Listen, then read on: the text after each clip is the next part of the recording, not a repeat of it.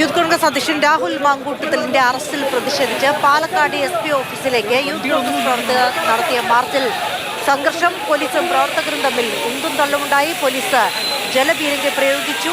എന്നിട്ടും പിരിഞ്ഞു പോകാൻ കൂട്ടാക്കാത്ത യൂത്ത് കോൺഗ്രസ് പ്രവർത്തകരെ പോലീസ് അറസ്റ്റ് ചെയ്തിരിക്കുകയാണ്.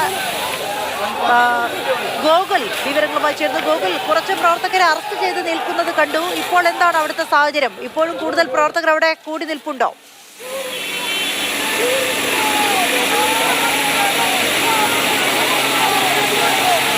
കോൺഗ്രസിന്റെ മാർച്ച് പാലക്കാട് SP ഓഫീസിന് മുന്നിലേക്ക് നടത്തിയത്.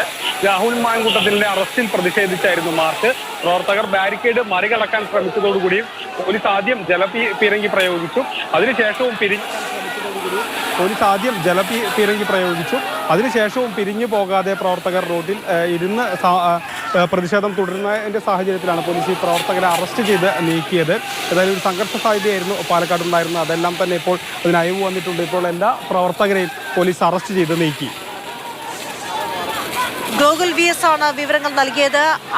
അവിടെ കൂടി നിന്ന പ്രതിഷേധിച്ച പ്രവർത്തകരെയൊക്കെ അറസ്റ്റ് ചെയ്ത് നീക്കി എന്നാണ് ഗോകുൽ റിപ്പോർട്ട് ചെയ്തത്. അല്പം മുൻപാണ് പാലക്കാട് SP ഓഫീസിലേക്ക് രാഹുൽ മാങ്കൂട്ടത്തിന്റെ അറസ്റ്റിൽ പ്രതിഷേധിച്ചുകൊണ്ട് യൂത്ത് കോൺഗ്രസ് പ്രവർത്തകർ പ്രതിഷേധവുമായി എത്തിയത്. തുടർന്ന് പ്രവർത്തകരും പോലീസും തമ്മിൽ ഉന്തും തള്ളുമുണ്ടായി. പോലീസ് ജലപീരങ്കി പ്രയോഗിച്ചു. എന്നിട്ടും പിരിഞ്ഞു പോകാത്ത പ്രവർത്തകരെ പോലീസ് അറസ്റ്റ് ചെയ്ത് നീക്കി. ഗോകുൽ, ഇപ്പോൾ എന്തായാലും സമാധാനപരമായ ഒരു അന്തരീക്ഷമാണോ അവിടെ ഉള്ളത്?